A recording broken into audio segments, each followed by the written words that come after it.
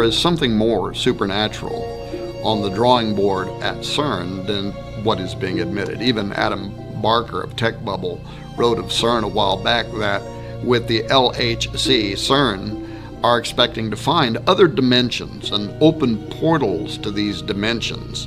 If you have the image of Stargate in your head right now, you're spot on. That's what he said.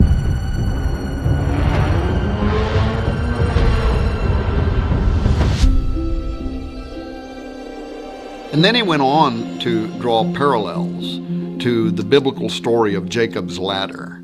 Perhaps you remember the dream that says, "Behold, there was a ladder set up on the earth, and the top of it reached to heaven. And behold, the angels of God were ascending and descending on it." Then Jacob wakes up from his sleep and he says, "Surely the Lord is in this place, and I did not know it." And he was afraid.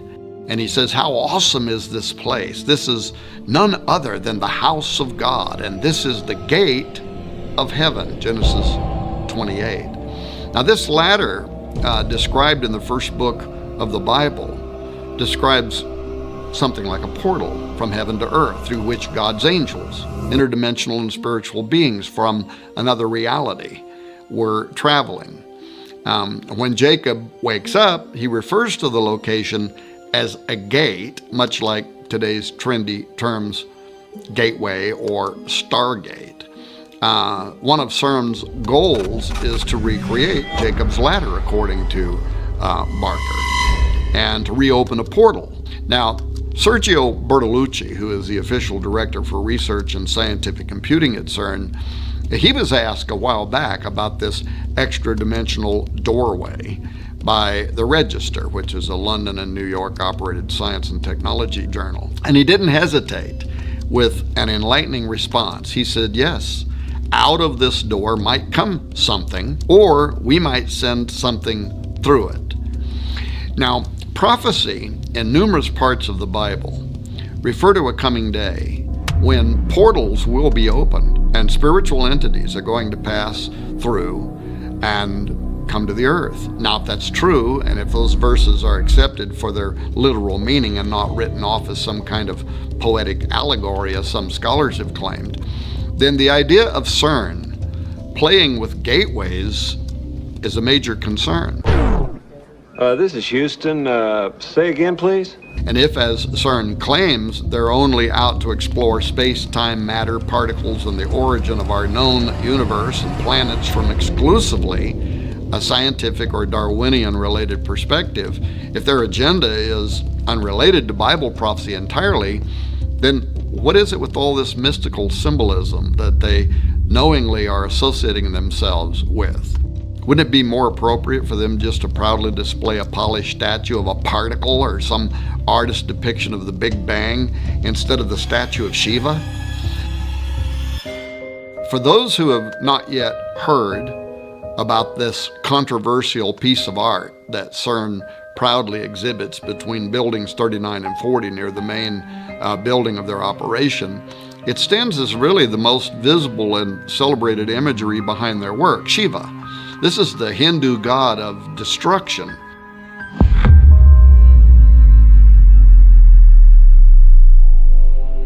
In 2004, the government of India, which has had a long-standing friendship with leaders behind the Cern project even before the completion of the Large Hadron Collider, they gifted Cern with this bronze work of an art depicting Shiva as Nataraja, the lord or sometimes king of the dance.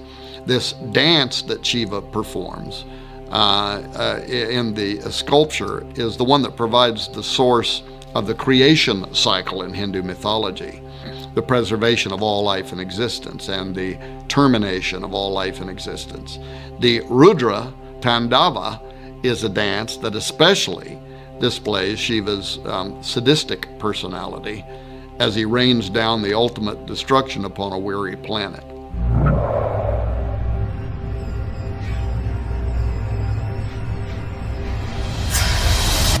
The plaque at the side beside the statue, however, reads in part, "Hundreds of years ago, Indian artists created visual images of dancing Shivas in a beautiful series of bronzes.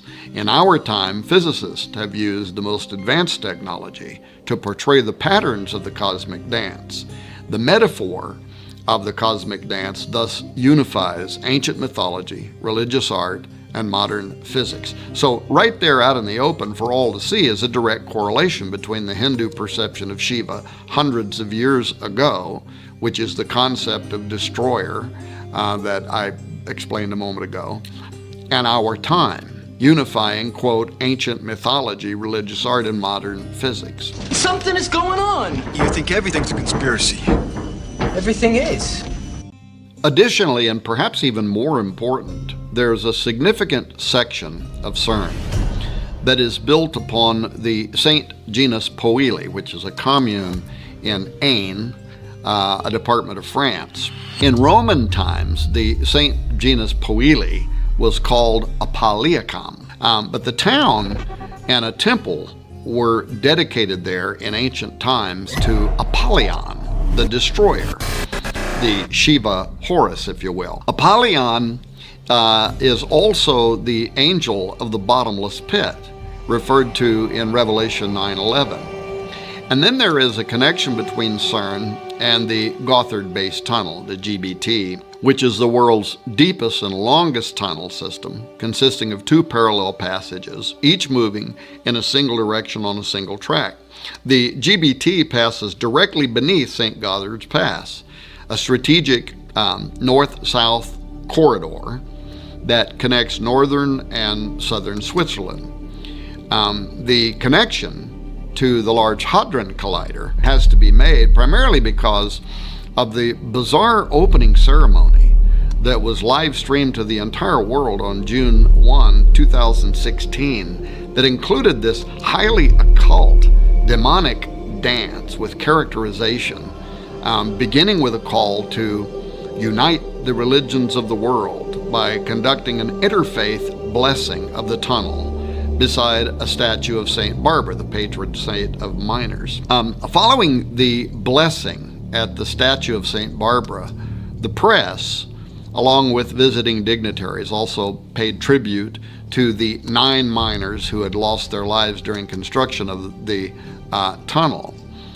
Bodio's southern portal provided the visiting dignitaries a disturbing parade, really, of miners, erotic dancers, zombies, fallen angels, all of whom were obeying the call of what they called the shepherd, whose yodels invoked the appearance of the event's infernal master of ceremonies, a goat man, portrayed by a young and energetic dancing male.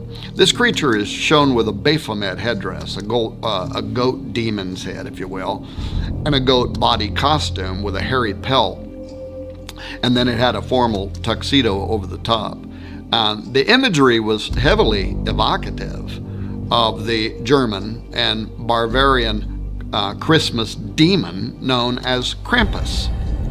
Now, according to tradition, Krampus accompanies St. Nicholas on his midwinter rounds with the intent to steal boys and girls, putting them into a basket carried on his back, or he may decide to beat them with branches for being naughty. Maurice Bruce published a book on pre-Christian alpine traditions in 1958, and he had this to say about the half-goat, half-demon entity. There seems to be little doubt as to the true identity, for in no other form is the full regalia of the horned god of the witches so well preserved. The birch, apart from its phallic significance, may have a connection with the initiation rites of certain witch covens, rites which entailed binding and scourging as a form of mock death. The chains could have been introduced in a Christian attempt to bind the devil, but again, they could be a remnant of pagan initiation rites.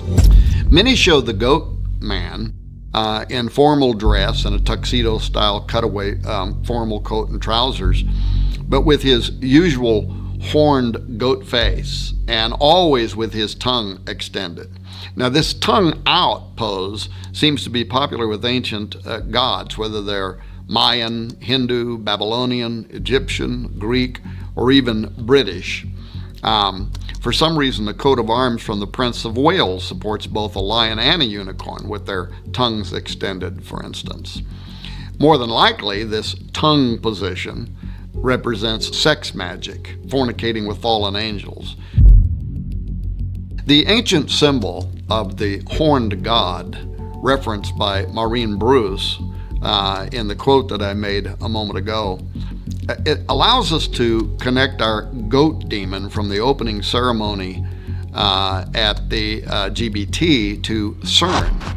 Despite the fact that the Large Hadron Collider sits 3 to 4 hours down a twisty road from the location, the horn god's circular logic and passion for human depravity, Hernunos, as is sometimes called, or Cernunos, or the Green Man of British lore, simply had to make an appearance at this occult ceremony. Josh Peck and I and many other researchers have written extensively regarding the in-game plans for tunneling beneath the earth and smashing atoms to smithereens as nothing more than a thinly veiled attempt to open portals. But the opening ceremony at Gotthard made it clear that these portals are intended to do something else, and that is to release demonic entities. The twin tunnels of the Gotthard base tunnel commence with twin portals on a single track. These northward and southward journeys symbolize the death, birth, death cycle of the Green Man, who dies in the fall and winter and rises in the spring, summer. The tunnel ceremony was all about sex rights and rebirth, leading to a new world order that's a complete reversal of the Judeo-Christian design. This included the triple goddess and the horned god, along with human sacrifice and a return to pagan worship, all of which lie at the center of this nauseating ritual play, which you can probably still watch on YouTube. Dancers dressed as miners climbed this rock face, and they dug into the earth, so to speak, to unveil what was beneath the earth, a great machine formed from human arms that rotated and churned into various shapes and design, many of which resembled the Large Hadron Collider at Cern. Once this opening was achieved, the miners stripped off their orange jumpsuit attire and took up arms. That is, they used staves to perform a dance routine that looked like warfare. It was this forensic dance that aroused a giant. So clearly, the endeavor connected to Cern is far more than Switzerland's braggadocio about an engineering feat. The connection between Cern and ritualistic summoning of a sleeping giant, the horned god of Cernunos, or even Melkart, both are types of the rising dying god, and Melkart slept for half the year, which may be why Elijah told the priests of Baal to call louder, because he might be sleeping. Of course, I can only speculate, but I note the connection between Nimrod, Apollo, and Abaddon, Apollyon at Cern, and the history of the region are all highly curious. Apollo was worshipped by the Romans of that area, as well as the Greeks and in central France. Apollo was equated with the Celtic god Atep Omerus. These two characters were combined to create Apollo Atep Omerus, which can be translated as great horseman or possessing a great horse. In the Celtic belief, horses were closely related to the sun. The interesting thing to note is the connection between this idea of Apollo being associated with horses in France, where part of the LHC and Cern resides, and what the book of Revelation states about Abaddon, where it says, "And the shapes of the locusts were like unto horses prepared unto battle, and on their heads were as it were crowns like gold, and their faces were as the faces of men, and they had a king over them, which is the angel of the bottomless pit, whose name in the Hebrew tongue is Abaddon, but in the Greek tongue hath his name Apollyon, end quote. I also note that Revelation chapter 9, after describing how these devil worshippers will be judged during the Great Tribulation period, it ends in verse 21 saying, "Neither repented they of their murders, nor of their sorceries," which is the Greek pharmakia, "nor of their fornication, nor of their thefts." Now, pharmakia is the word that describes the ancient occultic effort to use mind-expanding drugs during rituals in order to open a doorway for making contact with unseen supernatural entities. So, given these descriptions, is it possible that Cern will have something to do with the opening of the bottomless pit described in Revelation 9?